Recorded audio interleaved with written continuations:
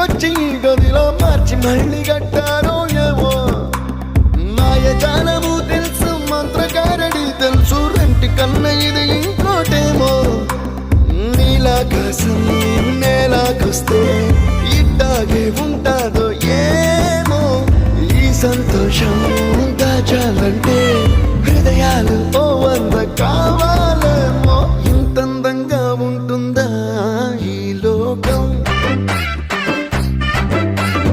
ఇన్నాళ్ళు ఈ మనసుకి తెలియాలేదే పాపం